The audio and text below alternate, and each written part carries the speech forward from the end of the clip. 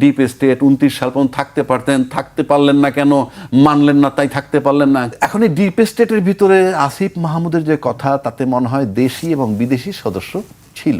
গণতন্ত্রের বাংলাদেশ সংবিধান 1972 সংশোধিত 2016, এটা 72 লেখা নাই, অর্থাৎ সংবিধান পরিবর্তনশীল। এমন ধরেন এই সংবিধানের 4-এর কতে বলা আছে, আমি পড়ে শোনাবো, একটু সময় নাই, আর পড়ে শোনাই। এটা জাতির জন্য ভালো হবে, আপনার আমার জন্য ভালো হবে, এবং এই রাষ্ট্রপতি যে আদেশ দিয়েছেন সেটা আইন, সংবিধান মোতাবেক। তাহলে আইন যদি হয়, সেই আইন মোতাবেক গণভোটের জন্য আইন করা হয়েছিল, জুলাই সনদ বাস্তবায়নের জন্য আইন করা হয়েছিল। সেই আইনের ফসলটা কি? নির্বাচন হয়ে গেছে, গণভোট হয়ে গেছে। এখন যদি এই আইনটাকে আপনাকে বাতিলও করেন, এই 142-এ আছে কি যে এই সংবিধান পরিবর্তন, সংশোধন, বিয়োজন, সংস্কার। সংবিধান নিয়ে আমি একটা কথা বলি, সংবিধান নিয়ে কথা বললে বিষয় কি জানেন, এগুলো নিয়ে সিরিয়াস হইতে হয়। আসলে এটা তো মস্করার জিনিস না। আপনি ধরেন, আমরা একটা কথা বলি যে 72 সালের সংবিধান, বারবার বলতেছি, দেখেন এই সংবিধানের উপর লেখা আছে কি জানেন, গণপ্রজাতন্ত্রী বাংলাদেশ সংবিধান। এখানে লেখা নাই যে সংবিধান 1972, এটা 72 সালে ফরমেশন হয়েছে, ফর এক্সাম্পল। কিন্তু এর উপরে যখন লেখা থাকবে যে 1972, তাইলে এটা পার্টিকুলার। যেমন ধরেন নারী ও শিশু নির্যাতন আইন 2003 লেখা আছে, এটা তো জানো তুষার ভাই? হ্যাঁ, নিশ্চয়ই। নারী ও শিশু নির্যাতন আইন 2003, এরপর যখন এটা 2007-এ অ্যামেন্ডমেন্ট হয়, 2011-তে অ্যামেন্ডমেন্ট হয়, অ্যামেন্ডমেন্ট হইতে পারে, কিন্তু নাম থাকে নারী ও শিশু 2003 সংশোধিত 2016। এটাতে লেখা আছে এইভাবে লেখে, সর্বশেষ সংশোধনীতে এপ্রিল 2016। কিন্তু এইটা 72-এর সংবিধান হিসেবে লেখা নাই যে বাংলাদেশে গণপ্রজাতন্ত্রী বাংলাদেশের সংবিধান এটা। এখন এই 16 সালে যে সংশোধন হয়েছে, 72 লেখা থাকলে লিখতো বাংলাদেশ গণতন্ত্রের বাংলাদেশ সংবিধান 1972 সংশোধিত 2016, এটা 72 লেখা নাই। অর্থাৎ সংবিধান পরিবর্তনশীল হইতে পারে। পরিবর্তন মানে কোনটা? সংস্কার, সংযোজন, বিয়োজন। আবার এই সংবিধান এমনভাবেও লেখা উচিত না যে তার সাকসেসর যারা পরবর্তীকালে আসবে, আজকে যেমন বিএনপি ক্ষমতা, তার সাকসেসর কালকে যদি তুষার প্রধানমন্ত্রী হয়, সে সাকসেসর। না, তখন কি হবে, সাকসেসররা যাতে এটাকে সময় উপযোগী করে সংশোধন করতে পারে, সেই দরজাটা বন্ধ না করাটা হইল সংবিধানের কাজ। কিন্তু বিগত সরকার এই সংবিধানটাকে এমনভাবে রেখে গেছে যে তার সাকসেসররা এসে সংশোধন করতে পারবে না। যদি বলেন কিভাবে, আমি দেখাচ্ছি। এই সংবিধানের 142 অনুচ্ছেদ, দেখানো লাগবে না, এই বইটা নিয়ে আসছি আমি, যেটা আমরা প্রায় মুখস্থ করে ফেলেছি। হ্যাঁ, এই 142-এ আছে কি যে এই সংবিধান পরিবর্তন, সংশোধন, বিয়োজন, সংস্কার সব করতে পারবে 2/3 মেজরিটি সাংসদের মতামতের ভিত্তিতে। সেই 2/3 মেজরিটি কিন্তু আজকের বিএনপি সরকারের আছে। সুতরাং তারা এইটা তাদের যেমন খুশি তেমন সংশোধন করে নিতে পারে 142 মোতাবেক। কিন্তু সংবিধানের 7-এর খতে বলা আছে, এই সংবিধানের 7-এর খ অনুচ্ছেদে বলা আছে, 142 অনুচ্ছেদে যাহা কিছু বলা থাকুক না কেন, এই সংবিধানের প্রথম ভাগে যা আছে, দ্বিতীয় ভাগে যা আছে, আরো কিছু অনুচ্ছেদ উল্লেখ করা আছে, এইগুলার কোন রকম পরিবর্তন করা যাবে না। এবং এই 7-এর খ, 7-এর ক, 4-এর ক সব কিন্তু প্রথম ভাগে, অর্থাৎ আপনি এইগুলোতে হাত দিতে পারবেন না। হাত দিলে 7-এর কতে বলা আছে কি শাস্তি, রাষ্ট্রদ্রোহিতার শামিল, মৃত্যুদণ্ড পর্যন্ত হতে পারে। সুতরাং তামাশা নয়। আমি এটাকে সর্বোচ্চ আসনে মূল্যায়ন করতে চাই, কিন্তু সরকার ভুল করে গেছে কি, আপনার জন্য সুযোগটা রাখে নাই এটার ভিতরে ঢোকার, যেটা আমি আগে বললাম। আপনার সংস্কার করার পথ বন্ধ করে দিছে। এখনো কিন্তু এই সরকারি দল হিমশিম খাচ্ছে, এখনো কিন্তু ঢুকতে পারেনি। বারবার বলতেছে সংবিধানের কথা, ফাইন। যেমন ধরেন এই সংবিধানের 4-এর কতে বলা আছে, আমি পড়ে শোনাবো, একটু সময় নাই, আমি পড়ে শোনাই। এটা জাতির জন্য ভালো হবে, আপনার আমার জন্য ভালো হবে। আর তুষার তো একটা এক্সপার্ট, ভালো ক্লাস হচ্ছে। হ্যাঁ, তুষারের জন্য খুবই ভালো হবে। না, আমি এটা পড়েছি। আচ্ছা, 4-এর কতে বলা আছে, জাতির পিতা বঙ্গবন্ধু শেখ মুজিবুর রহমানের প্রতিকৃতি রাষ্ট্রপতি, প্রধানমন্ত্রী, স্পিকার ও প্রধান বিচারপতির কার্যালয় এবং সকল সরকারি ও আধা সরকারি অফিস, স্বায়ত্তশাসিত প্রতিষ্ঠান, সংবিধিবদ্ধ সরকারি কর্তৃপক্ষের প্রধান ও শাখা কার্যালয়, সরকারি ও বেসরকারি শিক্ষা প্রতিষ্ঠান, বিদেশে অবস্থিত বাংলাদেশের দূতাবাস ও মিশনসমূহ সংরক্ষণ ও প্রদর্শন করতে হবে। বঙ্গবন্ধুর ছবিটা, আমি বঙ্গবন্ধুর মানি না মানি আমার কিচ্ছু আসে যায় না, আমি তো সংবিধান মানি। এই সংবিধান বলতেছে ওই ছবিটা থাকতে হবে। আজকে তো কোনো ছাত্ররা ক্ষমতায় নাই, আজকে তো যেই ছাত্রের ভয় অস্থির ছিলাম আমরা, তারা তো নাই। কিন্তু রাষ্ট্রপতির বঙ্গভবনে এই ছবিটা ঝুলতেছে না কেন? বিদেশি দূতাবাস থেকে নাকি ইউনূস সরকার নামাই দিছিল, এখন ঝুলতেছে না কেন? 4-এর ক, প্রতি মুহূর্তে আপনি সংবিধান ভায়োলেট করতেছেন। আরো জাতির জ্ঞাতার্থে বলতেছে, বঙ্গভবন থেকেও নামিয়ে দিয়েছে, তখনই দিয়েছে। সেটি তো বলতেছি, কিন্তু এখন তো এটা তো রাষ্ট্রপতিও বাধা দেন নাই, ইউনূস সাহেব বাধা দেন নাই। না, রাষ্ট্রপতি বাধা দেন নাই, ইউনূস সাহেব বাধা দেন নাই। ইউনূস সাহেব শক্তি ছিল ছাত্র এখন ক্ষমতায় নাই, তাহলে এখন রাষ্ট্রপতি তুলতেছেন না কেন? 4-এর ক, অর্থাৎ আপনি in the name of constitution আপনি কিন্তু হরহামেশা সংবিধান ভায়োলেট করতেছেন। এখন প্রশ্ন আসে, কালকে যদি এই সংবিধান আপনি সংস্কার করতে পারেন, কইরে যদি এই 4-এর ক বাদ দেন, ভালো কথা, কিন্তু যতক্ষণ বাদ দিতে পারতেছেন না অতক্ষণ ভায়োলেশন অফ কনস্টিটিউশন হচ্ছে, এবং আপনি এটার এই ক্রিমিনাল অফেন্স কিন্তু হচ্ছে, এটার অ্যাকশন কিন্তু কখনো যাবে না। এই আইনটি, এই সংবিধানটা পুরো যদি বাতিল হয়ে যায়, নতুন সংবিধান আসে, তাতেও এই সংবিধান যতক্ষণ ছিল ততক্ষণ যে আপনি মানেন নাই সেটার বিচার হবে। নাম্বার 1। নাম্বার 2-তে আসেন, আপনি রাষ্ট্রপতিকে নাকি যা সাজায় দেয় তাই বলবে। কেন? রাষ্ট্রপতির কি সেন্স নাই? উনি রাষ্ট্রপতি, হি রিপ্রেজেন্ট বাংলাদেশের নাম্বার 1 ব্যক্তি। আপনাকে লিখে দিলেই পড়বেন কেন? He could have resign. না, আমার আদর্শ বঙ্গবন্ধু, উনি বলছেন এই সংবিধান রক্ষার জন্য আমি জীবন দিতে পারি। কোথায় জীবন দিচ্ছেন? উনি পবিত্র পার্লামেন্টে গিয়া উনি মিথ্যাচার করেছেন। হ্যাঁ, বলবেন সরকার লিখে দিছে, আমি পড়বো কেন? আমার দরকারটা কি? এইখানে সংবিধানে উনি গিয়ে পার্লামেন্টে বলছেন জাতি মুক্তিযুদ্ধের ঘোষক জিয়াউর রহমান, আমি মানি জিয়াউর রহমানকে। ফর এক্সাম্পল, আমি শেখ মুজিবকে ঘোষক মানলাম না, স্বাধীনতার ঘোষক আমি মানলাম না, আমি জিয়াউর রহমানকে মানবো, কিন্তু আপনার জায়গাটা তো বদল করে নেবেন। এই কাগজে লেখা আছে একটা, পড়বেন আর একটা, এটা কি হবে? আপনি কাগজে লেখা একটা পড়তেছেন আর একটা। এখানে আমি পড়ে শোনাই, সংবিধানের 6ষ্ঠ তফসিল 150(2) অনুচ্ছেদ মোতাবেক, এটা জাতির জানা দরকার আমি মনে করি। 1971 সালের 25শে মার্চ মধ্যরাত থেকে অর্থাৎ 26 মার্চ প্রথম প্রহরে জাতির পিতা বঙ্গবন্ধু শেখ মুজিবুর রহমান কর্তৃক প্রদত্ত স্বাধীনতার ঘোষণা। এবং এই যে ঘোষণাপত্র, এখানে তার ঘোষণাটা পরিষ্কার বলা আছে যে বঙ্গবন্ধু শেখ মুজিবুর রহমান স্বাধীনতার ঘোষক। আপনি যদি বলতে চান এটা মিথ্যা, ভালো কথা, যতক্ষণ মধ্যে চেঞ্জ না হয়, যতক্ষণ মধ্যে এই ডকুমেন্টে লেখা থাকবে, ততক্ষণ মতো আপনাকে মানতে হবে। আপনি অফেন্স করতেছেন ফুল টাইম। সুতরাং আমরা যে সংবিধানের কথা বলতেছি, এখন আসেন, এই সংবিধানের 123-এ বলা আছে, এই সংবিধানের 123 অনুচ্ছেদে যে সংসদ ভেঙে যাওয়ার পর 90 দিনের মধ্যে নির্বাচন দেবেন। এই সংবিধানে 123 অনুচ্ছেদে 586 দিন পর যখন নির্বাচন করা হইল, কোন সংবিধানে? বলতে হবে তোমাকে।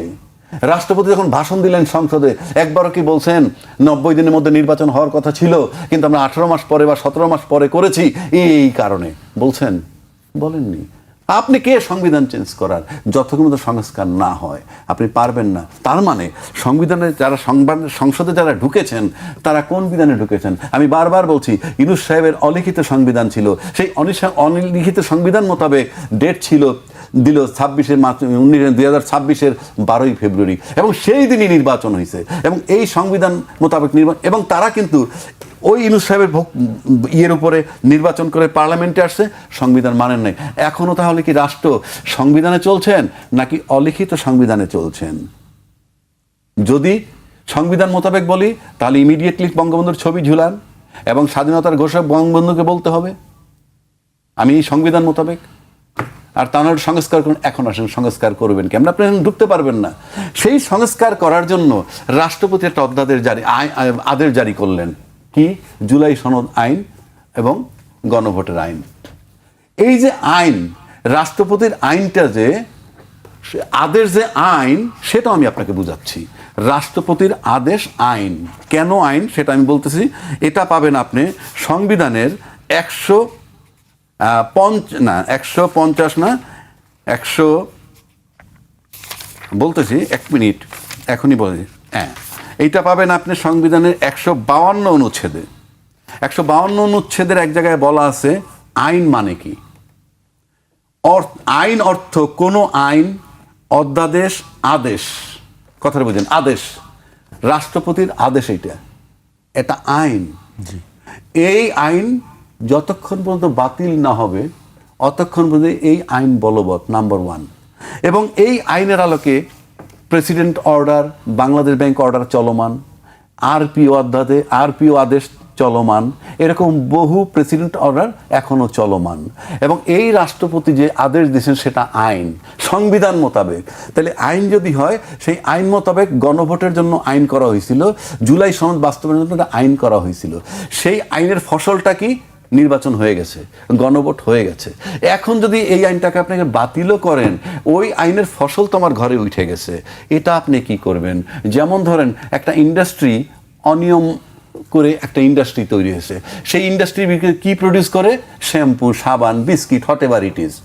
আপনি যখন এই ইন্ডাস্ট্রির প্রোডাক্টগুলো বাইরে চলে গেল, 5 কোটি টাকার প্রোডাক্ট বাইরে চলে গেছে, মার্কেটিং হবে, কিন্তু ইন্ডাস্ট্রিটা অনিয়মের কারণে বাতিল হয়ে গেল, ওই প্রোডাক্টগুলো কি হবে? ওগুলো তো খাবে মানুষে, ওই বিস্কিটগুলো তো মানুষে খাবে। তো আপনি তো এই আদেশের বদৌলতে, এই আদেশটা ছিলই শুধু গণভোট আর জুলাই সনদ হওয়ার জন্য, তো সেটা তো হয়ে গেল। এখন এটা আদালতে যারা নিছেন, নিলেই কি আর না নিলেই কি, এটা বাতিল হইলে এটা তো এমনি অকার্যকর, কারণ গণভোট তো হয়ে গেছে। জুলাই আইন বাস্তবায়ন করার জন্য তো গণভোট হয়ে গেছে। সুতরাং এই সরকার যদি এই সংবিধানের করতে চায়, সংস্কার করতে চায়, এই সংবিধান মোতাবেক সে ঢুকতে পারবে না। ঢুকতে হবে তাকে ওইটাকে উইন্ডো হিসেবে মনে করে। ওই যে গণভোটের রায়, সেই রায়টা হবে উইন্ডো। সেই উইন্ডো দিয়ে সে ঢোকার পর ইচ্ছা করলে সে অনেক কিছু মানতে পারে, নাও মানতে পারে, কিন্তু ঢোকার জন্য যে জানালা, সেটা কিন্তু এই গণভোটের রায়। গল্প যতই করুক আর বাকিটা যদি করে না মেনে করুক, টোটালটা বেআইনি। সংবিধানে কেউ নির্বাচন করেন নাই, সংবিধান মোতাবেক সরকার হন নাই। আমি বলছি, চ্যালেঞ্জ ছুড়ে দিলাম, কারণ আমি বলি ইউনূস সাহেব ছিলেন অসাংবিধানিক সরকার, কোনো সন্দেহ নাই, কিন্তু সবাই গিয়ে বসাইছেন আপনারা বঙ্গভবনে গিয়ে। আপনি গেছেন, তুষার গেছেন, আমি যাই। আচ্ছা যাই, যান নাই, মানে আমরা উপমা দিচ্ছি, সবাই গেছেন, গিয়ে বসাইছেন, জনসমর্থন ছিল, রাজনৈতিক দলদের সমর্থন ছিল, সেই মোতাবেক উনি বসছেন 106 মোতাবেক। কিন্তু বসার পর এই যে আপনারা বসাই দিলেন, বসানোর পর যে সংবিধান আর ফলো করে নাই, সেই সংবিধানটা যে ফলো করে নাই, অলিখিতভাবে চলে আসছে। সুতরাং এই সংবিধানকে যদি আপনি সংস্কার করতে চান, তাহলে ওই জানালা দিয়ে ঢুকতে হবে। জানালা দিয়ে ঢোকেন, নাহলে আপনি এটার ভিতরে ঢুকতে পারবেন না। ঢুকতে পারবেন কিভাবে? বেআইনিভাবে, গায়ের জোরে। কারণ আমার দেশের পার্লামেন্টের ইতিহাস 55 বছর যাবৎ 2/3 মেজরিটি পাওয়ার পর সমস্ত আইনের ঊর্ধ্বে উঠে যায়। এমন কোনো পার্লামেন্ট বাংলাদেশে হয় নাই যিনি 2/3 মেজরিটি পাওয়ার পর আইনের ঊর্ধ্বে উঠেন নাই, নাম্বার 1। নাম্বার 2, 55 বছর যাবৎ আমি দেখে আসছি নির্বাচিত প্রতিনিধিরা সাধারণ জনগণের কাছে, এলাকার জনগণের কাছে হন আতঙ্ক। কথা বলতে পারেন না, কিছুই বলতে পারেন না। এমপি হন, মন্ত্রী হন, তারা হয়ে যান সাধারণ লোকের কাছে, তার দলের বাইরের লোকগুলোর কাছে তারা হয়ে ওঠেন আতঙ্ক। এটা তো দেশ নয়, এভাবে তো দেশ চলতে পারে না। সুতরাং এই সংবিধান সংশোধন করার জন্য যে জানালাটা দরকার ঢোকার, সেই জানালা হইল জুলাই সনদের আইনি ভিত্তি বা ওই গণভোট, এর আলোকে ঢুকতে হবে। নাহলে ঢুকেন, আপনি দেখেন কত কঠিন অবস্থায় পড়েছে। এখনো সবার আগে তো এটা করা উচিত ছিল তাদের। কই আপনি রেটিফিকেশন নেবেন, বৈধতা নেবেন, কিভাবে দেখান না? 586 দিন পর নির্বাচন করছেন, রিপেয়ার করেন, দেখি পারেন কিনা। রাজাকি ভাই, ডিপ স্টেটের নাম বলতে আসলে সমস্যাটা কোথায়? যে কারা আসলে ডিপ স্টেট, দেশি বিদেশি বলা হচ্ছে। তুষার বাকি রাখছে কি? আমি যে বলবো এই ডিপ স্টেট নিয়ে, না, সংবিধান কি ডিপ স্টেট অ্যালাউ করে রাজ্জাকি ভাই? আসি সংবিধানে পরে আসি। আবার আপনার এখানে সংবিধান আছে। না, সংবিধানে এখানে যা আছে এটা সবই হলো বাংলাদেশি লোকের কাজ। হ্যাঁ, তাহলে এখানে ডিপ স্টেটের কথা কিছু বলা নাই। তাহলে এটা আসলো কোথেকে? আসলো কোত্থেকে, সেটা হলো বিষয়। এখন দেখেন, আসলে কি ডিপ স্টেট তো সবাই বোঝে, আজকাল কিন্তু আমরা সাধারণ লোকে কম বেশি বোঝে। ডিপ স্টেট আসলে কি, এটা একটু বলা দরকার।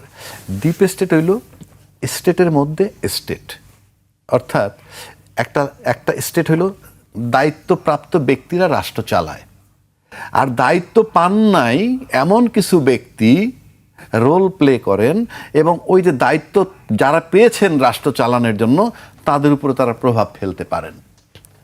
এই যে প্রভাব ফেলার ক্ষমতা, যারা এই মানে রাষ্ট্র চালানোর দায়িত্বে নাই কিন্তু প্রভাব ফেলার ক্ষমতা আছে, এদেরকে ডিপ স্টেট বলে। এখন এই ডিপ স্টেট কিন্তু এই যে তুষার যেটা বলল পশ্চিমা শব্দ, হ্যাঁ আমরা ওই দিক থেকে এই শব্দটা আমাদের কাছে আসছে। তো এখন এই ডিপ স্টেটের ভিতরে আসিফ মাহমুদের যে কথা, তাতে মনে হয় দেশি এবং বিদেশি সদস্য ছিল তার বক্তব্যে। তার বক্তব্যে আর একটা জিনিস ক্লিয়ার হয়েছে যে 29 সাল পর্যন্ত তারা ইচ্ছা করলে থাকতে পারত, সাবজেক্ট টু কন্ডিশন যে ডিপ স্টেট যে প্রস্তাবগুলো দিছে সেগুলো মেনে নিলে। এখন প্রশ্ন হচ্ছে তাহলে তারা থাকতে পারেনি বলতে হয় তারা রাজি হন নাই, আর নয় তাদেরকে বলছে তোমরা যদি ডিপ স্টেটে আমরা যেটা বলতে সেটা যদি না শোনো তাহলে তোমরা নির্বাচনের দিকে আগাও, এটা আমার ধারণা বলতেছি। এবং ফাইনালি নির্বাচনে গেল। তাহলে নির্বাচনের পর যারা আসলো এরা তো নির্বাচন করে সরে গেল, ডিপ স্টেটের কথা তারা মানে নাই বিধায়। এবং ডিপ স্টেট কি কি শর্ত দিছিল সেগুলো কিন্তু তারা বলে নাই, এখনো বলে নাই যে কি কি শর্ত দিছিল। বলছে ডিপ স্টেট তো বলছে থাকতে পারতেন 29 পর্যন্ত। এখন কিছু আমরা যেটা পেয়েছি তারা সেটা বলতে চাচ্ছে 29 পর্যন্ত যদি তারা থাকে তাইলে পরে বিএনপির যারা আছে, যাদের বিরুদ্ধে মামলা মোকদ্দমা আছে, সেই মামলা মোকদ্দমাগুলোর মোটামুটি একটা জাজমেন্ট হয়ে যাবে। যারা মোস্ট ইম্পর্টেন্ট, যারা আজকে যারা নির্বাচিত করে যারা ক্ষমতায় আসে তাদের তো অনেকেই আসতে পারতো না যদি 29 সাল পর্যন্ত তারা থাকতে পারতো। তাহলে যে ডিপ স্টেটের প্রস্তাবটা কি এরকম ছিল যে বিএনপিকে মাইনাস করা হোক? মানে আমরা তো পরিষ্কার না বিষয়টা, না যেহেতু বলা বিস্তারিত তো জানা যায়নি। যতটুকু জানা গেছে হ্যাঁ বিএনপির মামলা ছিল, সেই মামলাগুলোর যাতে রায় হয়ে যায়। তা রায় হয়ে গেলে তো আপনি দণ্ডপ্রাপ্ত হবেন, এবং 2 বছরের অধিক দণ্ডপ্রাপ্ত হইলে তো সেই লোকটা নির্বাচনে কন্টেস্ট করতে পারে না। তাহলে ডিপ স্টেটের রোলটা কি ছিল? ডিপ স্টেট কি এইটাই চাইছিল? তাহলে তারা ব্যর্থ হয়েছে। তা এখন সেইটা তারা এখন নির্বাচনের পরে এখন এই যে কথাটা বলল ডিপ স্টেট, কিন্তু ডিপ স্টেটটা কারা, কি এটা অদৃশ্য একটি বিষয়, সে তো বলে না, কি বলেনি, কিন্তু কেউই বলছে না। কিন্তু সেই ক্ষেত্রে আমি মনে করি রাষ্ট্রের গ্রেটার ইন্টারেস্টের জন্য, রাষ্ট্রের বৃহত্তর স্বার্থে, যেটা তুষার ভাই বলেছে আমি একমত যে অন্তত আসিফ মাহমুদের এই জিনিসগুলো ক্লিয়ার করা উচিত।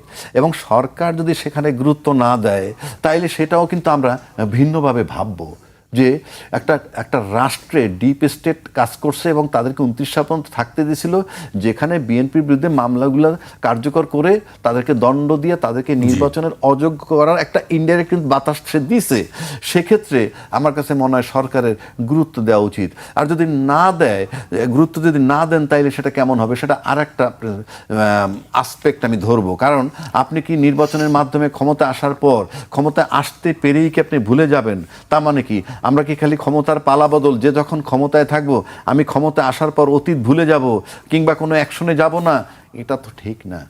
ডিপ স্টেট যদি আজকে আসিফ মাহমুদের বেলায় থেকে থাকে, আর একটা সরকারের বেলায় যে থাকবে না তারই কি গ্যারান্টি আছে?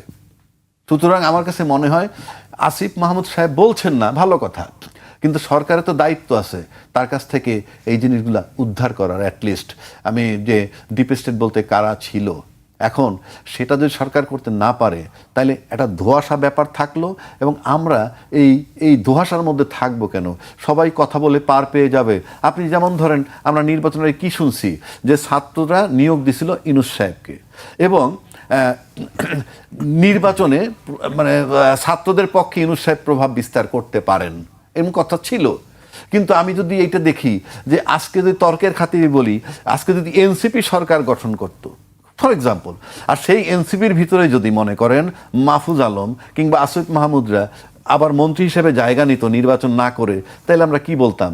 ইউনূস সাহেব যেটা বলছে সেটা জাস্টিফাইড, ছাত্রদের পক্ষে কাজ করেছে। কিন্তু আমি উল্টো দিকটায় যদি আসি, আপনি খলিলুর রহমান, যাকে নাকি বিএনপি চরমভাবে বলা হয়েছিল তাকে পদত্যাগ করতে হবে, কিন্তু আজকে তো তিনি মন্ত্রী। আপনি যত কথাই বলেন এই প্রশ্ন তো আসবে রে ভাই, আসবে না যে আজকে উনি তো মন্ত্রী। আবার এই অন্তর্বর্তীকালীন সরকার যাকে দিছিলেন অ্যাটর্নি জেনারেল বানাইছিলেন, উনি আজকে আইন ও বিচার মন্ত্রী। একটা জিনিস মার্ক করার আছে এখানে, আপনি একই ফুটেজের আসামি ছিল 4, 5, 7 জন 10 জন যাই থাকুক না কেন, তার ভিতর থেকে কিন্তু মৃত্যুদণ্ড এক্সিকিউট করা হয়েছে মতিউর রহমান নিজামী, তারপরে মুজাহিদ সাহেব, তারপরে কাদের মোল্লা, তারপরে দেলোয়ার হোসেন সাইদ সব মারা কাসেম গেছেন। সাহেব। আচ্ছা, কার্যকর করা হয়েছে তো। সেম ফুটিং এর আসামি কিন্তু এটিএম আজহারুল, ওনার কিন্তু রিভিউ পিটিশনের মাধ্যমে উনি খালাস পেলেন। তাহলে আপনি তখন যিনি অ্যাটর্নি জেনারেল ছিলেন, যদি বলি সেই অ্যাটর্নি জেনারেল আজকে যারা সরকার তার পক্ষের, বললে সবাই উড়িয়ে দিবেন আমাকে যে না ওটা অন্তর্বর্তীকালীন সরকারের। কিন্তু উনি যেহেতু অ্যাটর্নি জেনারেল পদ থেকে রিজাইন করার পর আজকে যারা সরকার গঠন করছে তাদের নমিনেশন নিয়ে যখন এমপি হয়েছেন এবং আইসা আইন ও বিচার মন্ত্রী হইলেন, তাহলে উনি তাদের লোক নর্মাল করছে তো, তাই আমি বলবো, কারণ তাকে তো নমিনেশন দিচ্ছেন। তখন কিন্তু এটিএম আজহারুল হক সাহেব খালাস পেয়েছেন। তার খালাস পাওয়া আর দণ্ড হওয়া এটা নিয়ে আমি কোনো বিতর্ক করব না, কারণ এটা কোর্টের ভার্ডিক্ট। কিন্তু প্রশ্ন হচ্ছে, আমরা তো নর্মাল করে সেম ফুটিংয়ের আসামি, কিছু এক্সিকিউট হয়ে গেল আর কিছু হইল না, হইলেন না। এ সময় কিন্তু আজকে যারা সরকার তাদের লোকই ছিল অ্যাটর্নি জেনারেল, বলবেন ওই যে বললাম অন্তর্বর্তীকালীন সরকারের না, যেহেতু উনি পরবর্তীকালে নমিনেশন নিয়ে এমপি হয়েছেন এবং আইনমন্ত্রী হয়েছেন নাকি। সুতরাং আপনি ধরে নিতে পারেন, তাহলে এতে আমরা একদিকে মনে করেন জামাতের বিরুদ্ধে চিৎকার করতেছেন সবাই, আবার এটিএম আজহারুল সাহেব মুক্তি পেয়ে তিনি এখন কিন্তু এমপি। সুতরাং আপনি যদি ওইভাবে ডিপ স্টেটের চিন্তা করেন, একটু বড় পরিসরে যদি আমি বলি, আপনি লক্ষ্য করে দেখেন তো, মতিউর রহমান নিজামী সাহেবের ছেলে এমপি হয়েছে না? দেলোয়ার হোসেন সাইদি সাহেবের ছেলে এমপি হয়েছে না? হয়েছে তো। আচ্ছা, তারপরে আর কি মীর কাসেম সাহেবের ছেলে এমপি হয়েছে না? হয়েছে তো। তারপরে আপনি যদি আসেন হাম্মাম, মানে সালাউদ্দিন কাদের এমপি। আচ্ছা, সে বিএনপি ঘরানার বুঝলাম, কিন্তু বাকি যারা হয়েছে তারা কিন্তু প্রত্যেকের পিতা মৃত্যুদণ্ড প্রাপ্ত, এবং যেই মৃত্যুদণ্ডগুলো নিয়ে অনেক রকমের কথাবার্তা আছে। তো তারা কি এত পপুলার যে পাশ করে আসলো? তাহলে ওই যে রেজওয়ানা বলছিল যে মেইন স্ট্রিমে আমরা উগ্রবাদীদেরকে আসতে দেইনি, তাহলে এই যে যারা আসছে এত পপুলার, এত ভোট পাইছে, নাকি তাদেরকে আনা হয়েছে? এটা তো ডিপ স্টেটের রোল। তাহলে তাদেরকে আনার মানে কি? তাদেরকে আনার মানে কি পেইন লাঘব করা? অর্থাৎ এদের পিতাদেরকে হারানোর পর এটাকে কি আমরা করছি, ব্যালেন্স করছি যে ভুলে যাও অতীত, কষ্ট ভুলে যাও। কারা করছে এগুলো আপনার সেটা তো সেকেন্ডারি। আপনি যদি এখন রেজওয়ান আপনি বলছেন যে উগ্রবাদী যাতে আসতে না পারে, আর উগ্রবাদী যদি আসতে না পারে বলতেছে, আবার মতিউর রহমান নিজামীর ছেলে পাশ করে আসলো, দেলোয়ার হোসেন সাইদের ছেলে পাশ করে আসলো, যাদের কথা বললাম যে পাশ করে আসলো, এরা কি সত্যি পপুলার জনগণ ভোট দিছে? যেহেতু ওই শব্দটা আসছে। পাশাপাশি গণভোটের নিয়ে আপনাকে দুইটা গেজেট হয়েছে আপনি জানেন। প্রথম গেজেট হলো 13 তারিখ, তারপর একটা গেজেট হলো 7 দিন পরে, সেখানে 10 লাখ ভোট বাতিল করা হয়েছে। তাহলে রাষ্ট্রের 10 লাখ ভোট বাতিল করে একটা ভোটের ফলাফলে দুইটা যখন গেজেট হয়, তখন তো আপনার কোশ্চেন মার্ক থাকতেই পারে। সুতরাং এটা কি নির্বাচনটা কি ইঞ্জিনিয়ারিং, এই যে ডিপ স্টেট যেটা আসিফ মাহমুদ বলল, আজকে যে কোনোভাবেই হোক এটাকে ব্যালেন্স করা একটা নির্বাচন কিনা। আপনি দেখেন সবাই কিন্তু মোটামুটি সাইলেন্ট হয়ে গেছে। আমরা চাই না সাইলেন্ট হলে ভালো, পার্লামেন্টের লড়াই করলে ভালো, কিন্তু আলটিমেটলি বিষয়টা দাঁড়াইলো কি? এদিকে আবার বলা হচ্ছে যে শফিকুর রহমান সাহেবকে পাশ করানো হয়েছে, নাহিদ ইসলামকে পাশ করানো হয়েছে, তাহলে সবাইকে এইটা পাশ করানো হলো। গণভোটে বলছে না ভোট বেশি পড়ছে, হাতে পাশ, সব জায়গায় ইঞ্জিনিয়ারিং। শুধুমাত্র যে 2/3 মেজরিটি বিএনপি পাইছে, এইটাই কি শুধু এই অংশটা কি পরিশুদ্ধ? অনেক প্রশ্ন আসে।